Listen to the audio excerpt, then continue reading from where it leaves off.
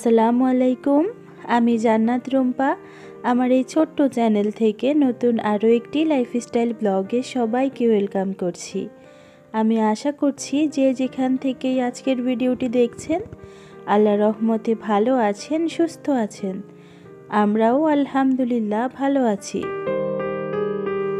বরাবরের মতো নতুন আরও একটি ব্লগ শুরু করতে যাচ্ছি। আশা করছি আমার আজকের ভিডিওটিও আপনাদের কাছে খুব ভালো লাগবে।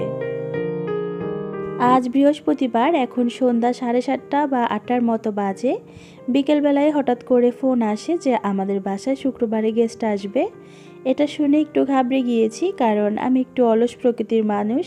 গেস্টটা আসার কিছুদিন আগে আমাকে জানিয়ে দিলে আমি খুব রিল্যাক্সে সব কাজ একে একে করে ফেলতে পারি। তো আজ যেহেতু একদম হঠাৎ করে গেস্ট আসবে, একটু তো অপ্রস্তুতে পড়ে গিয়েছিলাম। তো কোনো ব্যাপার না, একটু বুদ্ধি খাটিয়ে এখন রাতের বেলাতে বাসার বাড়তি কিছু কাজ করে রাখবো।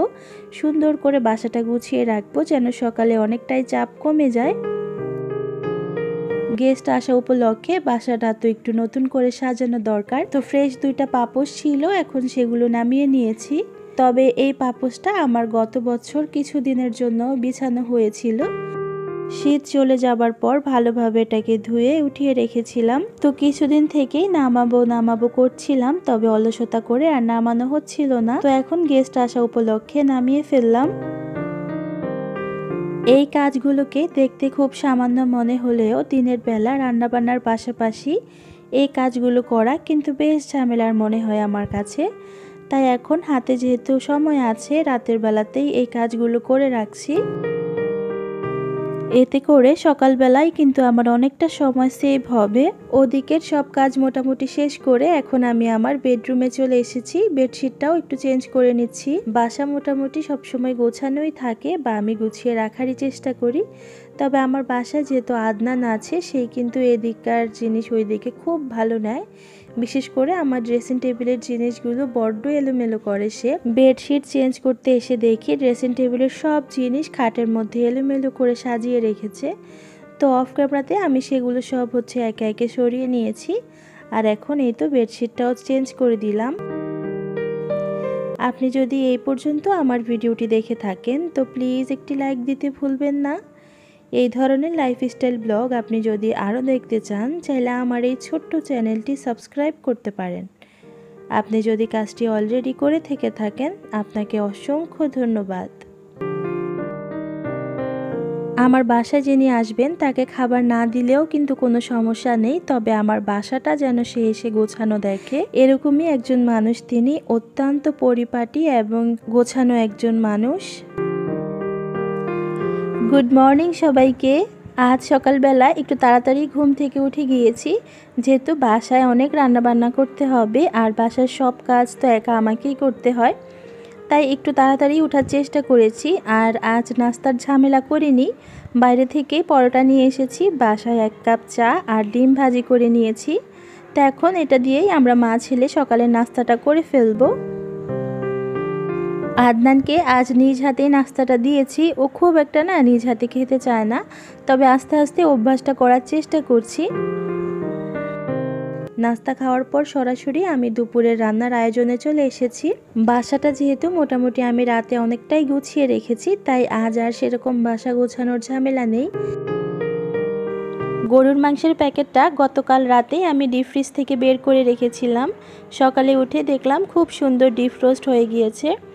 সকালে উঠে মাংস ভিজিয়ে রান্না করতে করতে অনেক দেরি হয়ে যায়, তাই আমি রাতের বেলাতেই মাংসের প্যাকেটটা নামিয়ে রেখেছিলাম। আজ হাতে মেখে গরুর মাংসটা রান্না করব, তাই আমি আমার পরিমাণ মতো সব মশলা দিয়ে দিচ্ছি। এভাবে গরুর মাংস রান্না করলে খেতে যেমন টেস্ট হয়, সেরকমই কিন্তু অনেকটা সময়ও বেঁচে যায়। এখানে আমি সামান্য কিছু পেঁয়াজও দিয়ে দিব সাথে। আর যখন চুলায় রান্না বসাবো তখন পাতিলে তেল গরম করে বাকি পেঁয়াজ দিয়ে আমি এই মাংসটা রান্না করে নিব। আমি পরিমাণ বুঝে সব রকম মশলা দিয়ে এখন হাতের সাহায্যে ভালোভাবে মশলার সাথে মাংসগুলোকে মিশিয়ে নিব।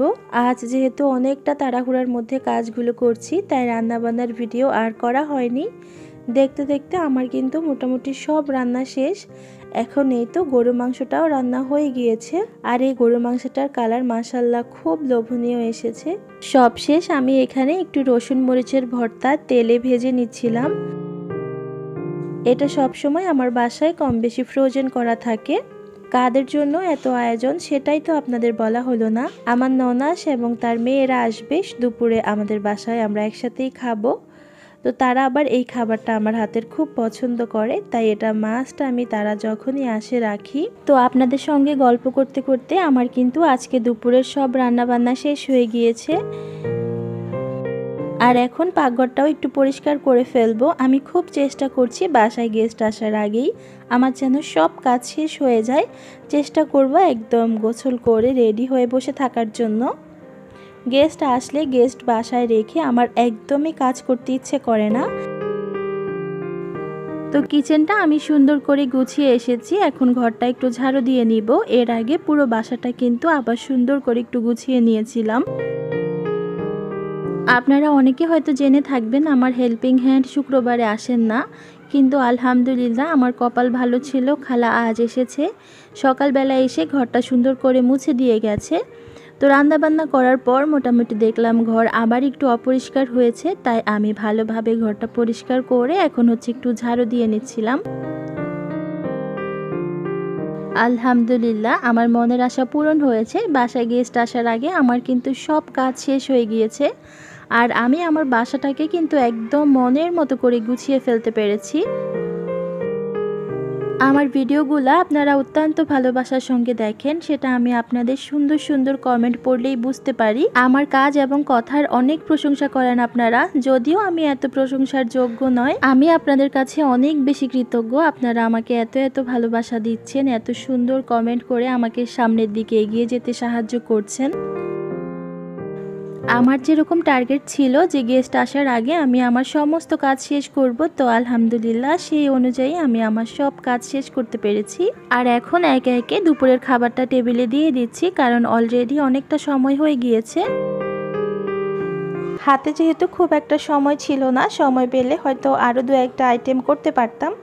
এত কিছুর মধ্যে সবার সবচেয়ে বেশি পছন্দ হয়েছিল এই রসুন মরিচের ভর্তাটা। আমার বাসায় ইলিশ মাছ ছিল না, তবে এই রসুন মরিচের ভর্তার সাথে ইলিশ মাছের মাথাটা যদি দেওয়া যায় তাহলে এটা খেতে আরও বেশি ভালো লাগে। শীতের সময় তো ভ্যান গাড়িতে করে নানান ধরনের ফুল গাছ নিয়ে ঘুরে, তো সেখান থেকে আদনানের বাবা এই গোলাপ গাছটা এনেছেন। তবে গাছটা এখনো টবে লাগানো হয়নি, এখন একটু পানি দিয়ে দিচ্ছিলাম। আপনাদের সবার সুস্বাস্থ্য কামনায় আজ আমার ভিডিওটি এখানেই শেষ করছি। সবাই ভালো থাকবেন, সুস্থ থাকবেন।